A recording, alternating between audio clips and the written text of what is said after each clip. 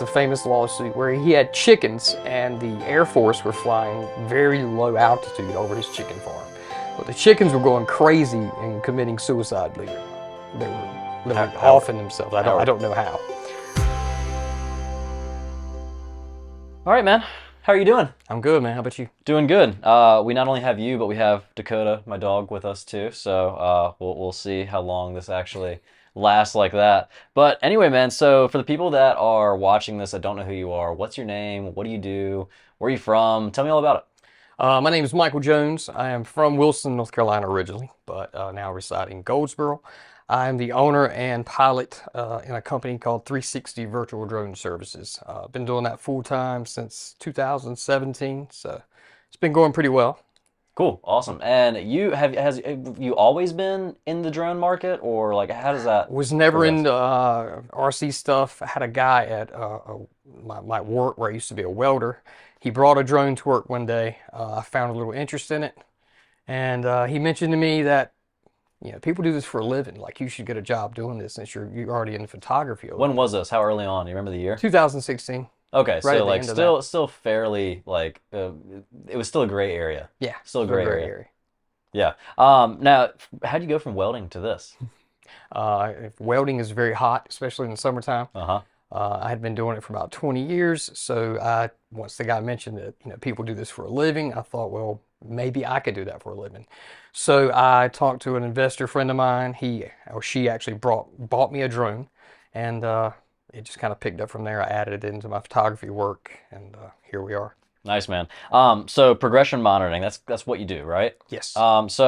I've never heard that word before until we went ahead and scheduled this interview. So, talk to me about progression monitoring. What is it? Who needs it? And how does it actually help the clients that you use it for?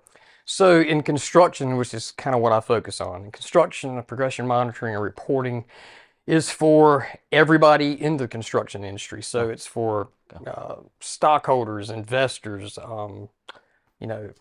CEOs of the company, project managers, superintendents, and what we do. So FAA will only allow us to fly 400 feet. So it's hard to get a shot of a full construction site, 100-acre construction site at 400 feet I didn't straight think down. about that. Yeah. So what we do is we use this software that autonomously flies the drone, kind of like a lawnmower. You're cutting your grass, and it goes in patterns over the entire construction site. Takes hundreds to thousands of photos. And then the software uses the metadata in that picture, or in those pictures, to make one big, it's called an orthomosaic photo. So pretty much you're still abiding by the regulations of the FAA by not going over 400 feet, Yes. but you're just kind of stitching all these photos together Yep. to create one really high, massive image. Yes, one high resolution photo, and when, you can zoom in and see pallets on the ground. You can zoom in and see machines on the ground. Very high resolution photo. Yep. Awesome. Man, no one else is really out there doing what you're doing. Is this still like an emerging market, or is there a big community of people that are doing it? I just never heard of it. There's a lot of people doing this, not really in Eastern North Carolina though. So when I got into it, a lot of people had already started utilizing drones in their, photography industry, architectural photography, real estate, weddings. So I saw that and thought, well, I'm pretty far behind. I'm kind of late in the game. So I wanted to get something more obscure. So I started seeing these guys who made these maps, these orthomosaic photos for construction sites or even for asphalt pavement companies doing kind of inspections on the parking lot. And I got a couple of these jobs through contracts of other companies. And I thought, well, why don't we go this route and stay away from the real estate and the, what everybody else is doing. You've always done kind of like the service side of the drone thing. So a lot of people have a drone, especially in the filmmaking world, and they use it for, the pretty shots, the opening shots, intros, outros, all that good stuff. You use it to actually like help as a service. So what made you realize that this was something that you could actually do for a living? Like I said, I saw a few companies doing this. There's a couple of companies, Pix4D, Drone Deploy, that offers this software, and nobody else was doing it. So I figured I like drones. I want to fly, but everybody's kind of saturated the market, getting the, like you said, the beauty shots of the real estate. So I decided to look further into it. I have a couple of friends more west in the state that do this. So I called them, bug them to death, asking, how do you do this? How do I get into it? And, through their guidance, I just kind of started from there. Now, we talked about progression monitoring. Is there anything else in the construction related field that drones can be utilized for? Well, of course, we also do this along with the progression monitoring. So the beauty shots at the end, for marketing. So after the site's wrapped up, they may have us go back out. We do, Well, I didn't think about that because it's kind yeah, of a full service wraparound yeah. type of deal to where you're So not only providing that service of this, we're going to get into surveying. So not surveying, not surveying. yeah, not surveying, but you're providing kind of the monitoring and the progression of the construction project, and then you can kind of wrap it up with a bow at the end with the beauty shot. Exactly. Yeah. And this progression monitoring, so the way it helps, a lot of people can't imagine how it helps, but a lot of people in construction, of course, on a construction site, there are a ton of people involved. So you got CEOs to superintendents on the job. You got stakeholders. Sometimes these guys are in other states. Sometimes they're across the country. So it's not really easy for those guys to hop in their car, ride out to the job site to have a question answered. So when we fly these progression report flights, these are given to everybody in the company that's on that site. So they sometimes have their weekly meetings. They can confirm deliveries. So say if the superintendent of the job or is asked by the CEO, we saw there a delivery for I-beams at the end of the west end of the construction site. And, we want to confirm because they're not there now. So if we fly the job on Friday, they can use it in their weekly Monday, report or their weekly meetings to, look to confirm whether that I-beam stack has been delivered or not. Um, if there's a workflow problem, maybe the utilities are not going on schedule, the CEO can pull this, job site up and look at it and confirm, hey, well, the reason utilities are not going forward is because there's standing water in this spot. Does this seem to help move the construction process on faster than if you weren't doing this? Because you're able to immediately send images to the CEO, the higher ups that aren't on the construction site. They're able to make a shot call and actually, tell the people on the ground working to do whatever they have to do. Yeah, it definitely prevents a lot of things from happening that may, pause the workflow. Probably saves the company money too. Sure, absolutely. Saves them money and time. Not in my business, but I have a friend out in West North Carolina that he actually saved a company one time because they couldn't see where a water line was kind of underneath the ground. And when they were digging out, he could see the texture in the grass was a little different on this one corner. And I think he saved these guys thousands and thousands of dollars, not to mention time, Right. having to go back and do it if they had saw this later. So You can't always rely on was it 411 or yeah, 811? four Yeah, 411. 811 for digging. Yeah, Yeah, yeah, you can't always rely on them yeah, to yeah, mark exactly where you want to. sure. And the cool thing too is that things always look so much different from the air. Like when you're looking at it on the ground, so like with me in my business, Mhm. I fly a drone for what we were talking about earlier, the beauty shots and Yeah, stuff like that. Whereas when you actually put a drone up in the air, you can actually see the landscape and you can see those subtle differences like, huh, something's going on here because it's not a natural thing like yeah, in the wild to have like a straight line in the grass and it's kind of exactly. discolored and you kind of see how that's all going. Now we've actually had a recent conversation about drone regulations and all that fun Hmm. stuff. But flying a drone isn't as straightforward as just setting up, taking off. What kind of training do you need to fly a drone, and are there any regulations that you have to abide by? Give me all the details. So of course you have to be part 107. Which I Um, am. I am. he is That was officially. not the mistake that I made, and I'm not going to go into that. But So of course you got to have your Part 107 license if you do anything as far as business with drones. If you're trading any monetary value at all, so you have to get those. You can get those through the FAA. You have to take a test, and you have to keep that recurrent every 2 years. So I've had mine for 6 years. I think I just did my seventh year, maybe recurrent test. Um, and then in the construction site, you have to have you have to be fairly knowledgeable of a construction site, know the stages, utilities, concrete comes in, the pavement, water lines. before we get on that, I want to Yeah. stay. I want to stay on everything you need to become a drone pilot because you kind of made it seem like really easy and Yeah. straightforward. The tests that you have to take Yes. is the same test that pilots have to take before they start doing their hours, Yes. correct? Yeah. So, I mean, there's a lot of, one of my clients is in aviation. Hmm. So I deal with pilots a lot, and I would definitely say that an airline pilot or a private jet pilot, Hmm.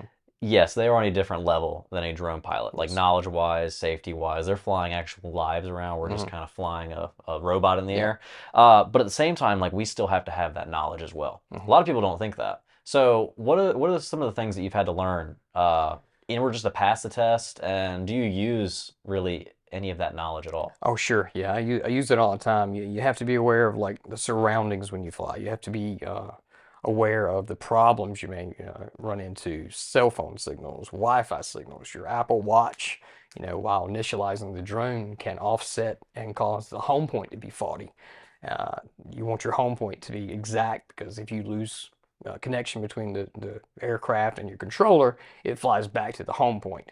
So if your Apple Watch, offsets this, your drone may be flying back to And your China. Apple Watch is right next to that remote that you're flying with, and Exactly. probably interfering with that signal. Yep. Wi-Fi signals can interfere, and they're everywhere, especially in job sites. They have, the MiFi pods out there. So you have to be aware of that. You have to be aware of, what to do if a manned aircraft comes by. You have to be aware of how close you can fly to structures. You have to be aware of cloud bases and how low you have to fly, if there's a cloud base at 500 feet, and And the other thing too that I was just recently talking to someone about is like, let's say that you are, the flight regulation for FAA for a drone is 400 feet, yep. correct? So if you are checking out a radio tower Hmm. that is over 400 feet, Yes. you basically have a window of 400 feet above that Above tower that. and Yep. around that tower, Yep. correct? Exactly. Yeah. So, There's some loopholes. yeah, there's some loopholes around it. Tethering. I Yep. just found out about tethering Yes. recently. I was like, oh, well, that's, yeah, because it was after our Hmm. conversation. I learned more about it. Hmm. I was like, oh, this is kind of a cheating way. You're not Yeah. really flying, it's still on the ground. Yep. Yeah. So then you start getting into like the construction side of things. So the So, construction side, like I said, you have to be fairly knowledgeable of the stages that's going on in construction. Safety, a lot of these guys have OSHA certifications, so you have to definitely abide by their rules on construction site. Hard hats, safety vests, which we wear safety vests. Well, I do anyway. You probably don't, but I wear safety vests, and then hard hats on the construction sites. is that just so like people know that you're there, you're visible, and Well, on the construction site, a lot of you the look hard like you're part hats of the team? are mandatory. You Yeah, have yeah. to have it, to walk on there. But yeah, it does ward off a lot of people who just, kind of want to have a conversation with you while you have aircraft in the air if you have a nice official looking vest on. So, That leads me into my next question. So are there any key moments that stand out when you were flying on a job site? Have you had to deal with any crazies yet? oh yeah, I've had some I'd love to hear a story. I've had some interactions. I was hired to do a storm inspection in Duplin County, and this was right around the time they were having the lawsuit with the hog farms. Uh-huh. So these farmers were quite intense. What was the lawsuit with the hog farmers? So I think they were having a lawsuit about their ponds being too close to the house, and they were spraying, basically manure, feces That in the sounds air, familiar. Yeah, yeah. and a lot of these people were being affected health-wise. So So you were flying around a hog farm probably? Duplin County is mainly hog farms, and it was right after the flooding. I can't remember what year it was, but a guy in New York had hired me to go out and fly this kind of inspection of this area. And while I was flying, and I had the map of where I was and where the property was, I was approached by three farmers, three very big farmers, and they got out of the car swearing, Shotguns, very flannel. angry. Not shotguns, but I was expecting one to come out. They have flannel? Um, no flannel, but they did have overalls. There you go. So they got out and cussed me out. Told me they were going to take my drones. I have about a 6-inch book in the back of the car I Yeah. carry that has all the rights, all the everywhere I'm legal and what's not legal. So they berated me, and I was by myself in the middle of Duplin County, so a little scared for my life. But I talked to him. I ended up giving the head farmer my phone. He called the company that hired me from New York. And after, cussing me out for 10, 15 minutes, he called the law. The law came.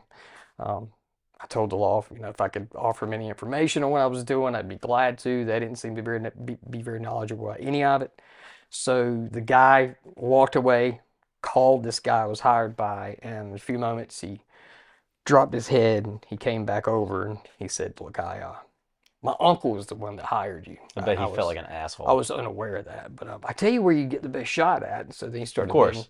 started being very kind, and I changed his whole demeanor. So I left, of course, with all my drones. But yeah, you run into a lot of that, and a lot of people just want to know what you're doing. That's the number one question. You see, you're out on the side of the road sometimes flying, and people just walk out the store or the house, even if you're not near their house, and just want to know, what are you doing? And, my question is, who are you? And I may have a, you know, ND sheet signed where I can't tell you. And they don't like that, but I do everything in my legal right. So no rules broken by me. And see, and that's the thing too, is you only, I think it's in everything now, but you only hear the bad. You Oh never yeah. hear the good. You never hear like the positives. You never hear stories like this where, oh, like this service can be used for legitimate reasons. Yes. And, people see you on their land or family Mhm. land and they freak out. They weren't in the loop. They weren't aware. But it's just kind of like you can't just write someone off immediately. Yeah. Like, you can't just go straight to the worst of the worst bad scenario. Like, ask them what's going on. Yeah. Don't just immediately cuss them out. The media doesn't help with that because they kind of, demonize drones. So Oh yeah, instantly yeah, when people see drones, they think you're spying, they think you're up to something, that you shouldn't be, even though I have a bright high-vis vest on. And and they're not quiet. yeah, and they're not quiet. I mean, so let's say you are flying at regulation Mhm. 400 feet. You hear it Oh from yes, 400 feet. sounds like a herd of It bees. sounds like a swarm of Yep. bees or wasps or something like that. And especially like when you're flying around people, they're looking up like, what is that? You can't spy on anyone with that thing. Yeah. No, this isn't a drone that is, 15,000, 30,000 feet in the air with a high definition camera that's zooming in on Yeah, and license plates. a lot of people think, even though they have those, which are just, 30, $40,000 for a Yeah, drone, but a lot of those drones, as you probably know, they don't have zoom cameras on them. right. I mean, you may be able to digitally zoom one time, but like Yeah, you can't zoom in, but they automatically think if you're over here, you're zoomed in on my yeah. backyard. And I do try to be respectful. If I'm flying a neighborhood for a real estate job, I try to watch, flying over people's yards. They have privacy fences. I try Right, not to right. drop down low, but sometimes you have to go over the house in order to, get the backyard of the house in front of it, especially in a small neighborhood. Yeah. But I do try to be respectful. I think about that, but you still get approached. Now, how do you handle those situations? You told me a little bit about that. You Yep. said you have a book with you. How do you handle those types of situations? So kind of like you mentioned a while ago, I usually treat the person the same way they're treating me when they first, if they approach me, cussing, want to know what I'm doing out there, threatening me. I usually just pick up the phone and tell them, we'll just call the police now. I usually have the police number of the county I'm in on my phone before I go to the job site.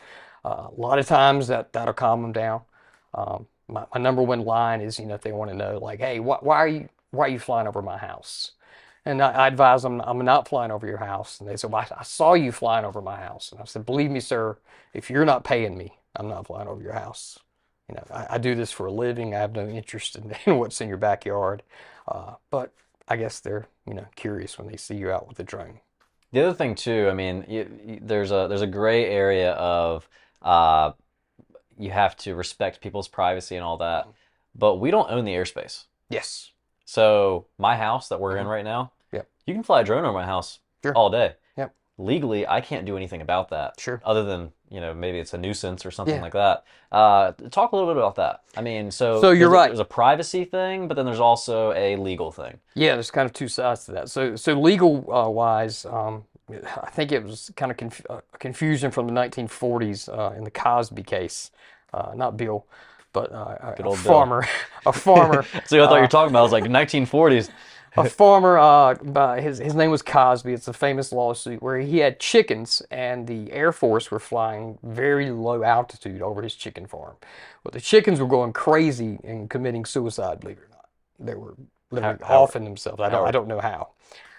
But they were killing themselves. He was losing stock. So conspiracy we might have to look into. yeah, he sued the military, and so that's where the famous law came, or the famous quote, where I own my house and I own it from the heavens to hell, to the ground.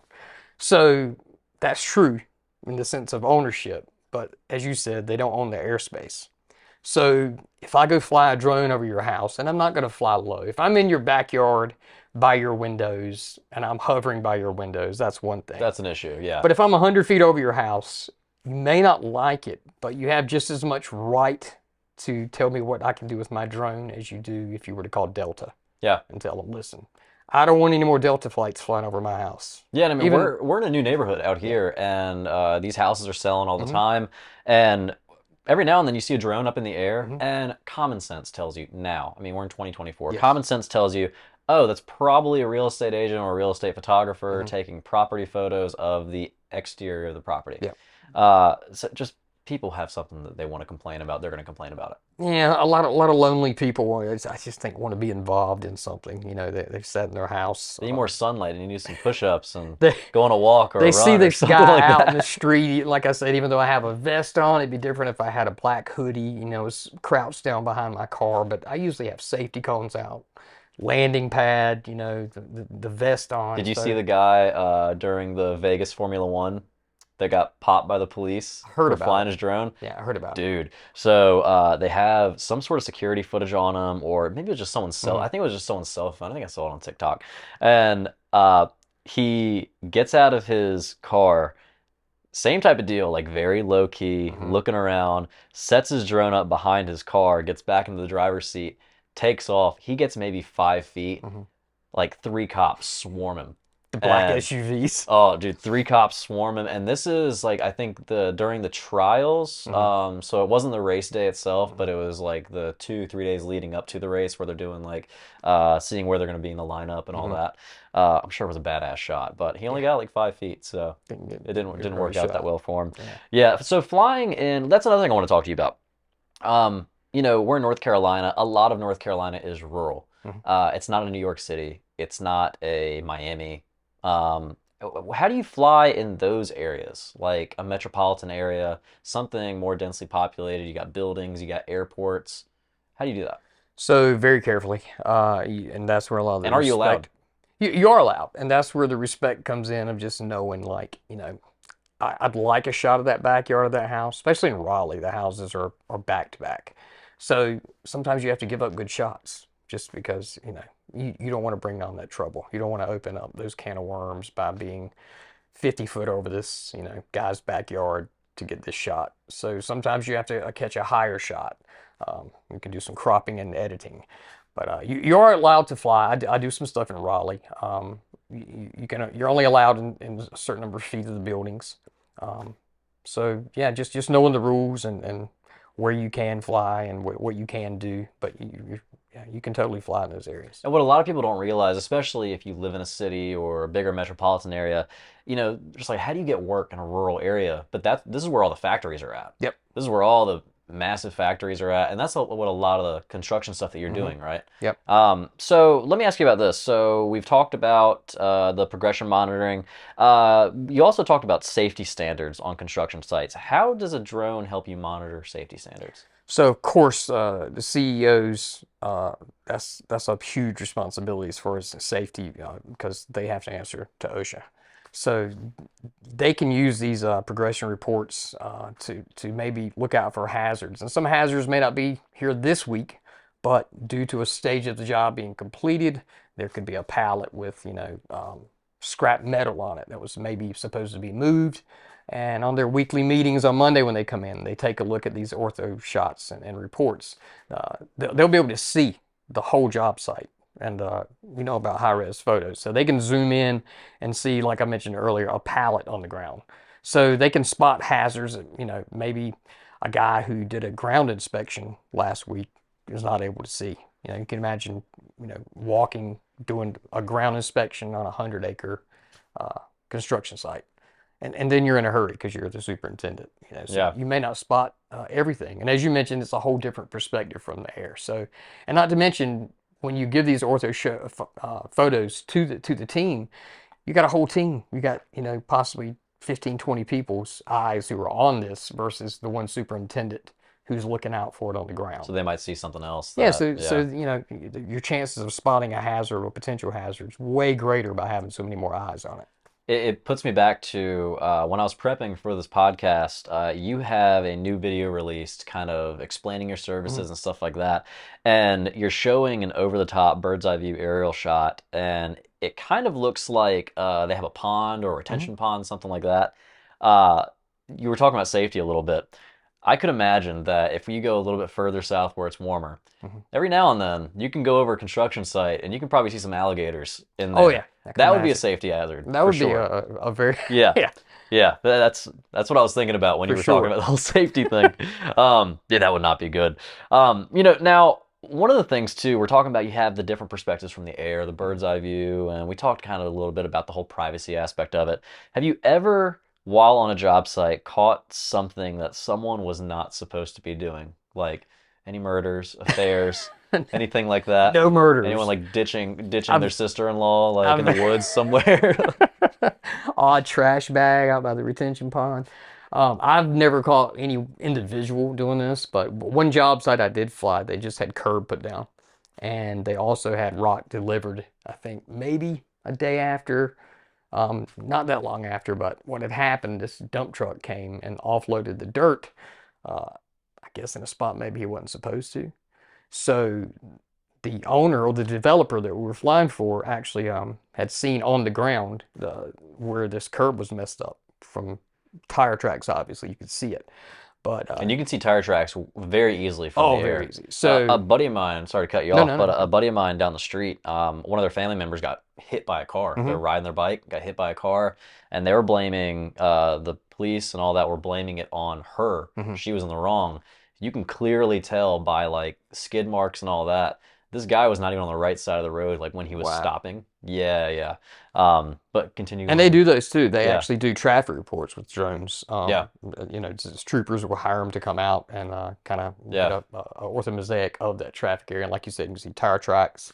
Um, but that's what the developer ended up seeing was that this truck, and he could kind of narrow it down to when this truck came, and he could see that that truck backed over his curb and messed that curbing up. Right. He just crushed it in those two spots. So he knew who it was. He knew what company it was, and I think he got him to cover the damages for it. Now, you're within this niche community of drone pilots that do what you do. Have any of them like have any stories that you know of? Like, have they ever seen anything weird while they're up in the air? Anything that comes to mind? Not that I know of. As I mentioned earlier, there's a guy, Alan Newland, out in Western North Yeah, Carolina. He does this full time for a living. He's a guy I bug a lot, kind of my mentor in this, and super helpful guy, very knowledgeable guy. He's a fireman. He used to work in construction, so he knows a lot about this stuff, just search and rescue for people. Um, so he's I've never heard any bad stories. All his stories are pretty heroic things. Like, I think he found a dementia patient was the largest that's search. pretty cool. A largest search they've had, like Did on you do this that with side of the Rocky infrared or did you Mountains. just spot them? They did it, I think it was a 4 or 5 day search, and they ended up finding with drones, but I don't think it was a thermal camera. Because a lot of people, I get calls all the time about search and rescue for dogs. And after talking to Alan, he kind of informed me that a lot of people think you can fly up, and you probably know this, but at 200 feet in the air, Especially in the woods or something like that? yeah, with a canopy of trees, Yeah, you can't see a dog. I mean, so God, my heart bleeds. I want to go help him. yeah. And he's even informed me that with thermal cameras. So what I was about happened to say, is wouldn't the the thermal? dogs get wet. Their fur and their coating Oh, actually covers their body. The thermal cameras oftentimes won't even pick them up. really? So they've done studies with dogs, like set up staged studies where they have the dog on the leash. They leave the leash on the dog. They let the dog go. And a lot of times the drone ends up scaring the dog. So And the anyone that's dog watching this that wants to commit a crime and they want to go hide away, just jump in some water, jump in some jumps in pond water. water, Yeah, well, stay cold. you Yeah, remember Predator, yeah, the movie, and yeah. the guy covered himself in mud. Oh, you're right. So that's what it is. So I didn't think about that. a Yeah. lot of times even like if the person or dog's been out at night, just the dew can cover them, and the dogs especially have a thick coating of fur, which kind of hides their thermal Yeah, and I mean, reading. until you get up to the point where you're using military grade Yes. equipment, Yeah. probably your standard consumer equipment's not gonna Yeah. do the job. Yeah. So drama.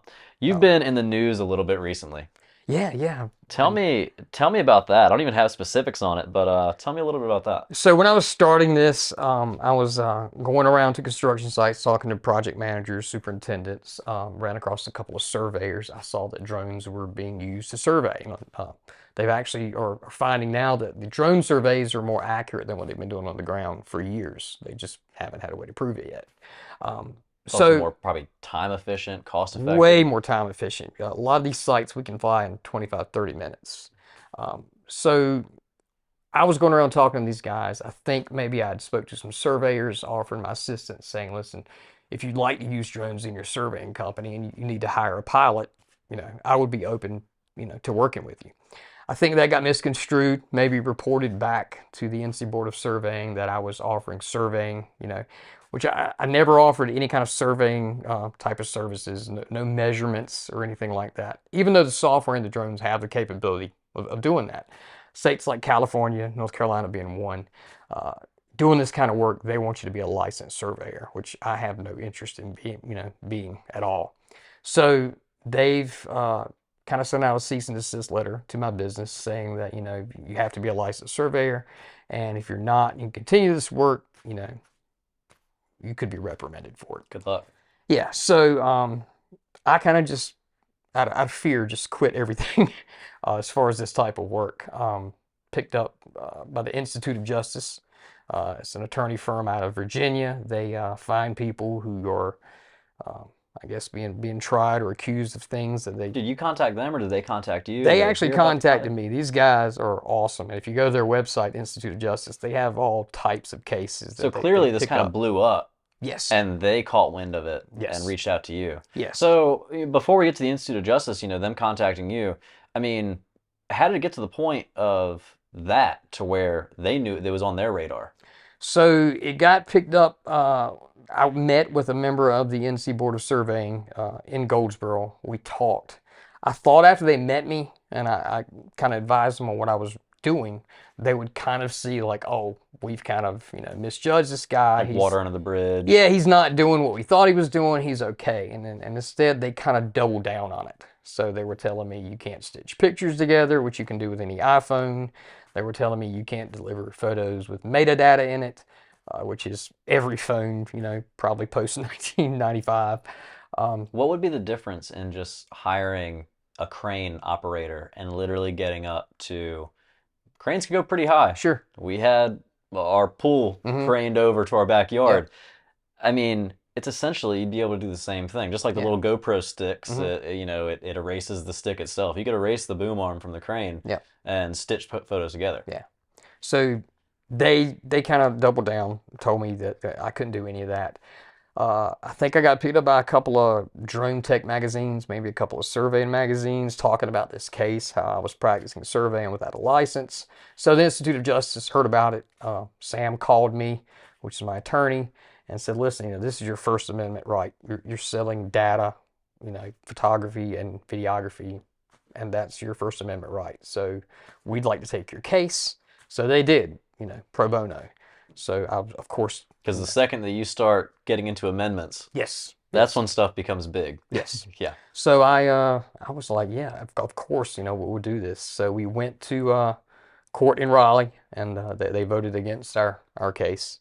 And we go on the 23rd of this month to Richmond, Virginia, to a circuit court for this to be voted on again. Hopefully, it will go in our favor this time.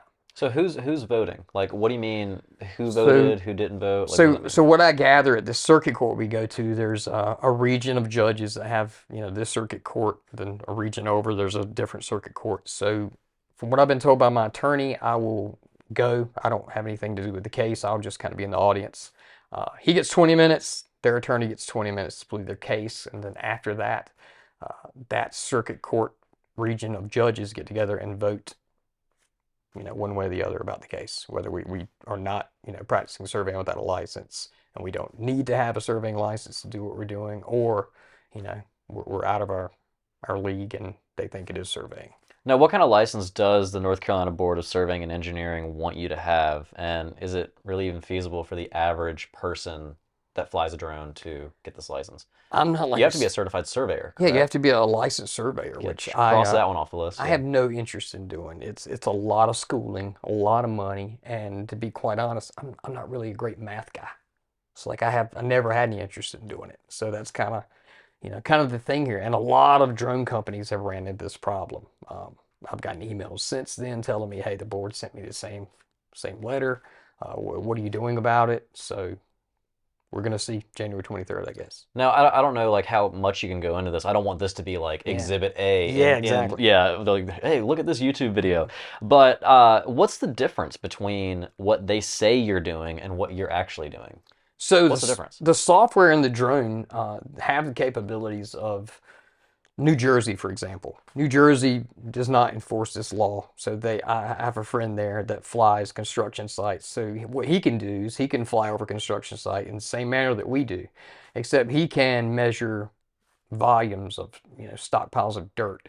He can measure distances from one side of the construction site or from the building to the edge of the construction site, and they're very accurate. He's not turning in any numbers to any kind of tax office or the state code or anything like that. But he can offer the construction site measurements, volumetrics, and stockpiles.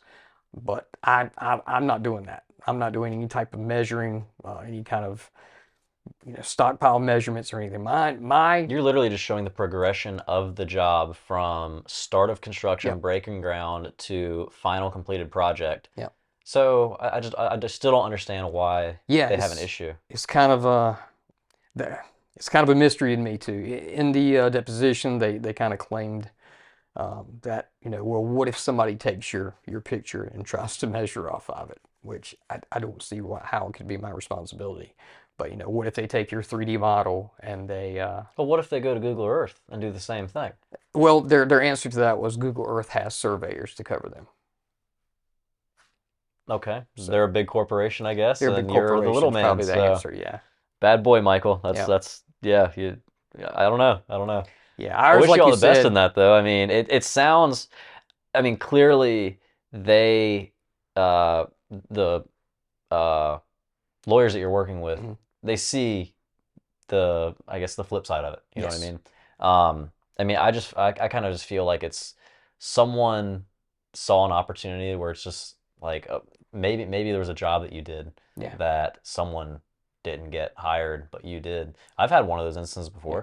before. So has there been any like public support in favor of you throughout this I've whole thing? had, I've had, What I've does the drone community think? out of all this, I've had one bad email. A guy on Facebook messaged me and just, you should be ashamed of yourself. This is the problem in the world. People like you trying to do things they're not licensed to do. Again, he probably needs to do some push-ups, walk around, Probably vitamin so, D, and yeah. get out of his But little living other room than office. that, I've had the support has been overwhelming. I've had massive size companies come to me and offer, hey, look, if we can support you in any way, what can we do to support you? Do your attorneys need like an expert witness or, knowledgeable That's awesome. people in the field to help you on your court case? I've had companies, massive companies with surveying license saying, look, if you've lost any work, which I haven't because I wasn't doing that type of work.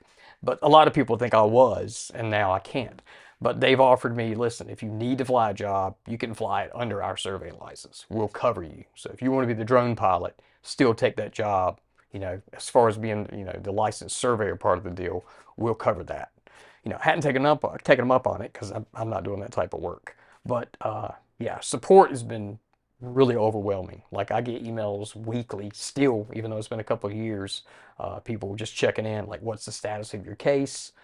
People just received a letter from the board, wanting to know, hey, I read your story and what did you do? Like, and then once I tell them, they'll offer their support. I also step up and help you out if you need it. But we got plenty of support for sure. I don't want to get too personal here. I mean, you made this pretty public Mm. on social media, but I mean, you recently had a heart attack. Yeah. I mean, this case and all that, and what the whole surveying community is accusing you of hmm doing, it's had to have been pretty stressful.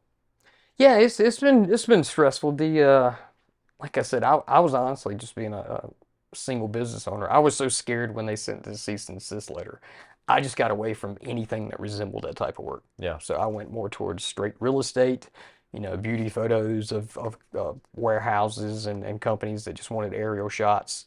And then only recently have I started, going back into it, just making sure I'm very careful to explain disclaimers on my website, Yeah. saying that, we are in no way doing any type of surveying, any measurements, anything like that. This is strictly for, visual purposes of if the CEO needs to know something from the project manager, instead of having to get in his car, they can pull up the map in their team meeting and see it, within minutes. That's the most frustrating thing, especially today. And I think the whole pandemic brought this about too, was like the American dream used to be, you move to America, Mm-hmm. you start your business, you have a family business, and you have a small, tight-knit community of people that support you. Mm-hmm. But now, ever since the whole pandemic, ever since the whole COVID thing, it's like all of the big corporations, all the big conglomerates, they're allowed to do this, but Mm-hmm. we can't do that.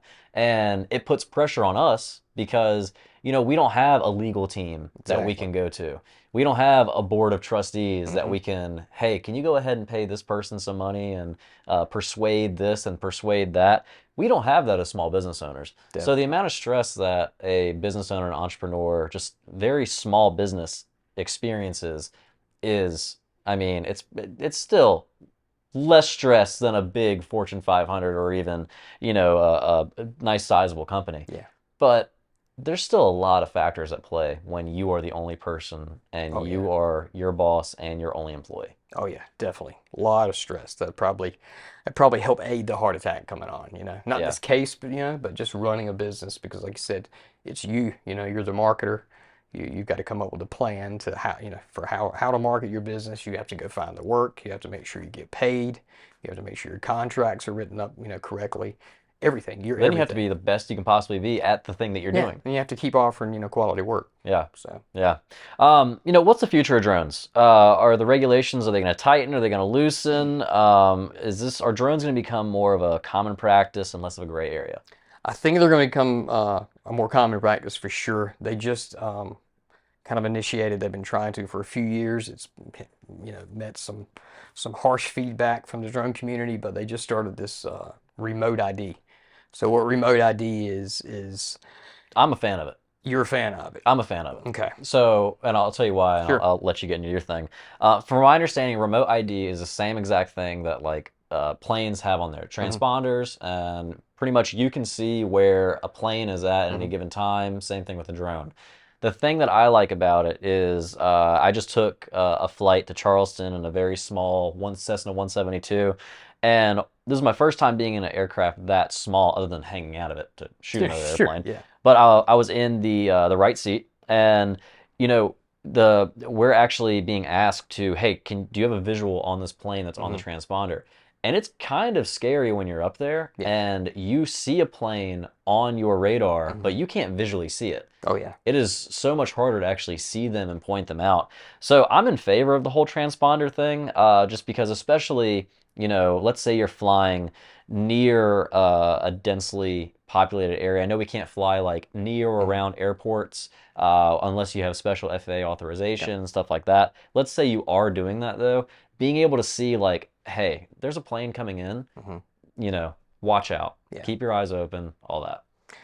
So here's the reason What's I'm your not a take on it? fan, and I may change your mind by Yeah, telling you yeah. this. So what goes further in the remote ID and the reason it's met so harshly by the drone community is that so you have a license plate on your car. Yeah. So if you are riding by and you slow down by a house and you're looking at a dog on the side of the road, or you thought you saw something, you keep going. The house, the guy in the residence says, "What was going on with that house?" He can't get your license plate number and look up and find anything about it. That's only law enforcement. Right. So with the drone remote ID, these people will have the ability Who? to say anyone, Okay. anyone. And I think they do it with an app. They'll have an app. So if I'm outside in your neighborhood flying the residential house across the street for a real estate job, and you see me, you can see on this app where my drone's at, where the pilot's at. So say maybe I'm not in visible sight, but I'm over here at the beginning of the neighborhood. They can see your location. They can also see all of your personal information, your address at your house, your name. I don't want people having that. Right. So I don't want I don't want people seeing me flying a drone and be able to find where I'm at and look up all of my personal That information. is true because you are going to have those people that literally sit at home all day and just look at this app Hmm. and be like, "Who's flying right Yes. now? Where are they at? And I'm the gonna go talk FAA's to them." defense is that, it's no different than a license plate on your car. Yeah, But it is because anyone has access to this information. right. Law enforcement can only look up your license plate. So it's This whole technically thing's not the still in the same. works, though, right? Like they're It's still actually been implemented now. implementing. So Okay, yeah, yeah, it's been in the works for a long time, yeah, yeah. but they Because there was delays yep. and Yep. yeah, yeah, So they I think they've actually implemented it now, and you have to have equipment installed. If you have any old drones, a lot of the new drones actually come with it. yeah. DJI drones for the Yeah, most part always have a most part. transponder in Yep. there already. Yep.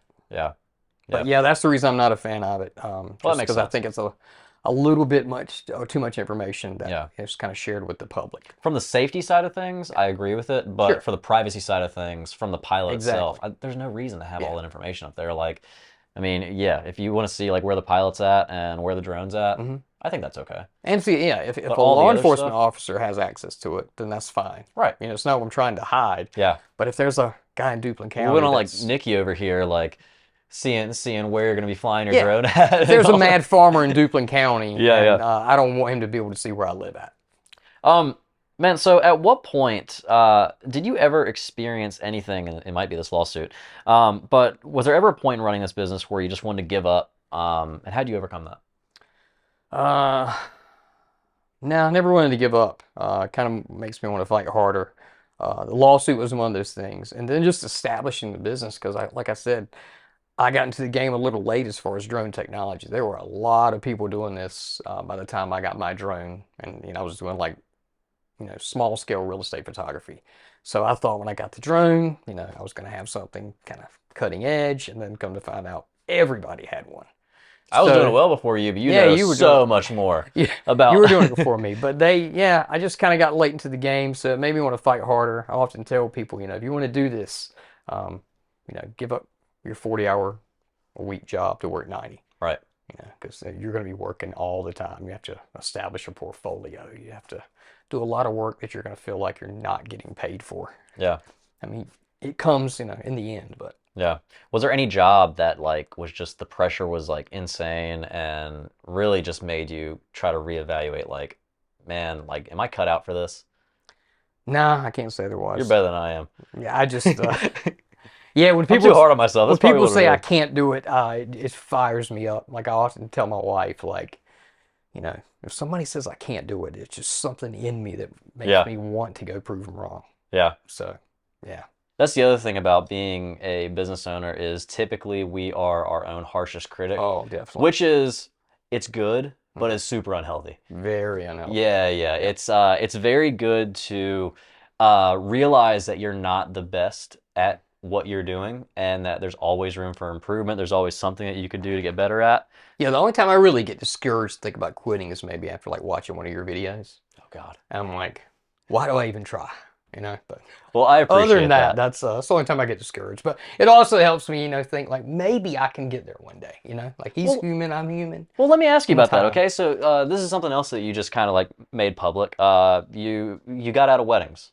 Yes, Okay.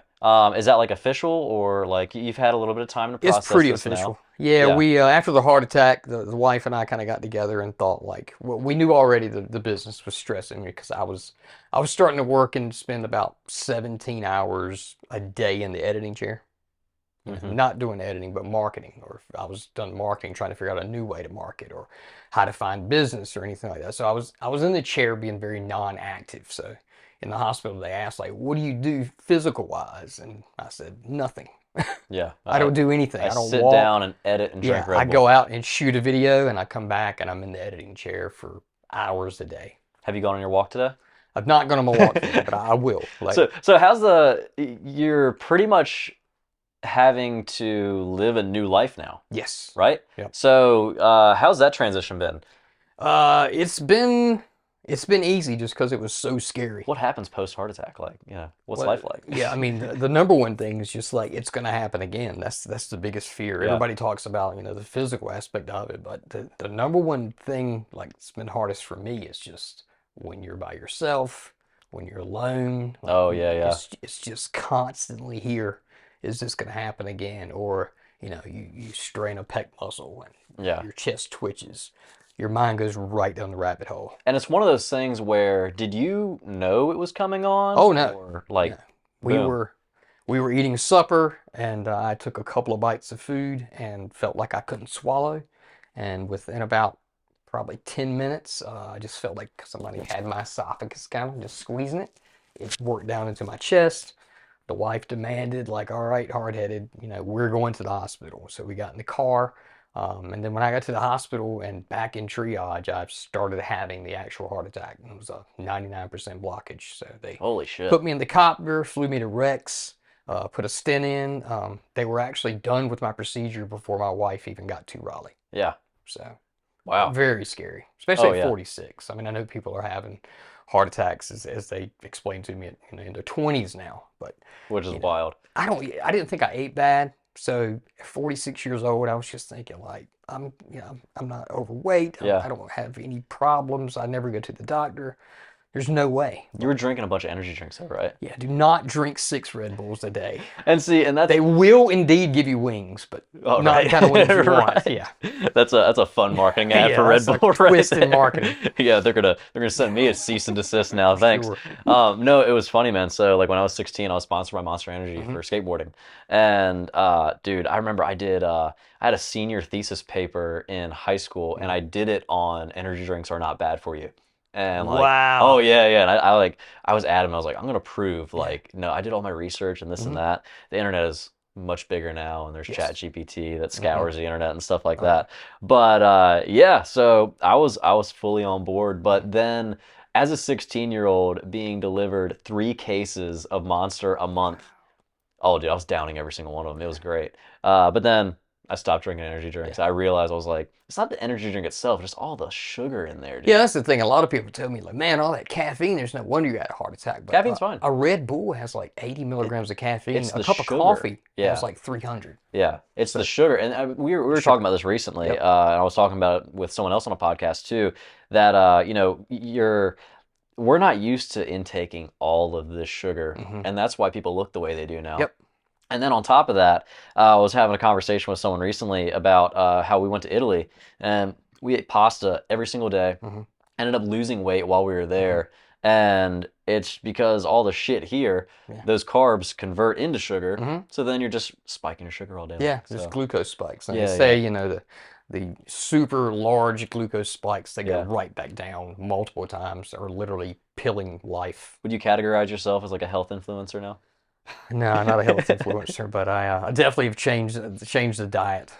I hear you. Before we wrap this thing up, we're almost to the finish line. Is there any advice that you'd give to someone who wants to become a drone pilot or just go into the business for themselves the way that you have?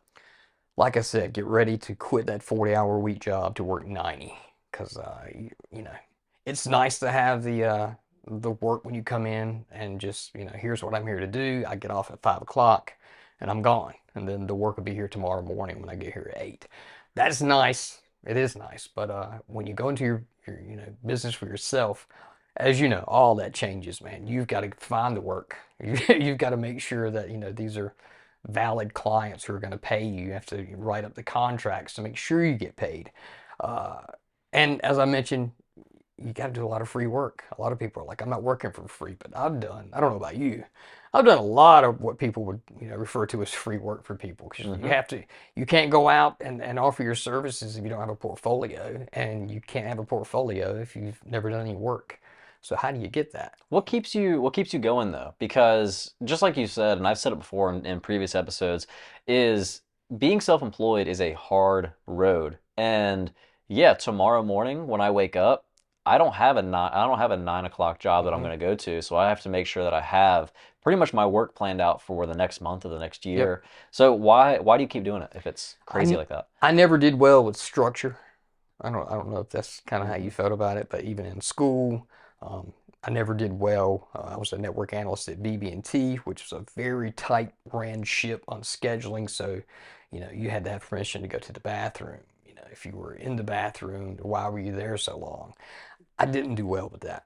As So, someone who has had their business since my sophomore year in mhm, college, I could never imagine asking permission to go to the it's bathroom. crazy, right? I tell them to shove it up their ass.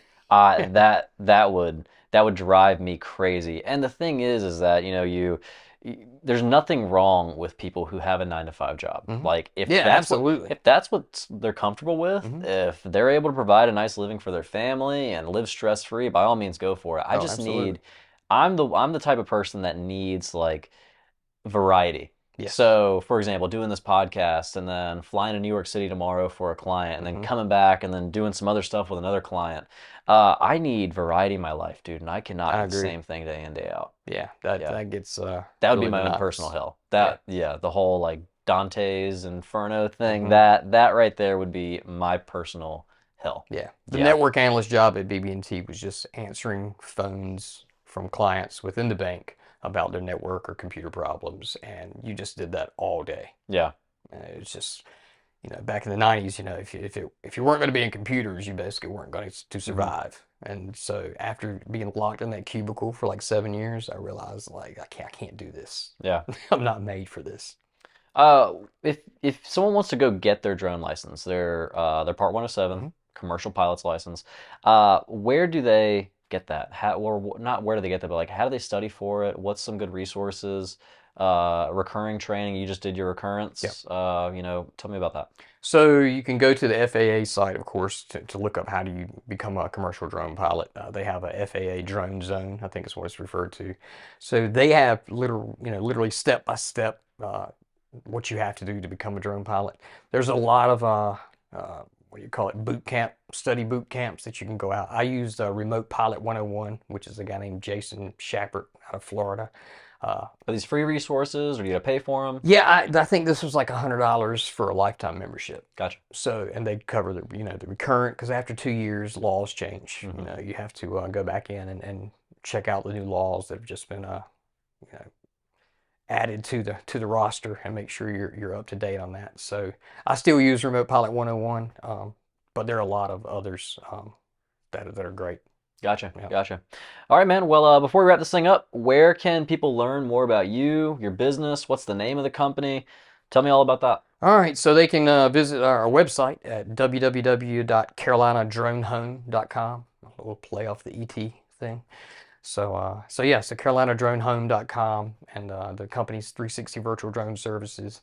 And if you want to read more about the lawsuit, you can check out, just type in 360 Virtual Drone Services and lawsuit. You will get pages of Google from magazines we've been in, covering what's going on in the lawsuit, and hopefully after the 23rd, that we've won. Yeah. Yeah. Well, if you do, then we'll just do a follow up and see how that whole Yeah, because process it'll went. actually, from my understanding, if we win this, if they vote in our favor, this will actually take precedence over the entire United States. So So this will be no, used as like a case study so for. no state can step in on a drone company doing this type of work and demand that they can't do it without a surveying license. This is a very big case. Yeah, this is actually exciting. So yeah, Yeah. one man can make a difference, hopefully. There you go. There you go. We'll leave it with that Yeah, beautiful quote. cool. So thank you, Michael. Yeah, man. Thanks, Sue. Appreciate it.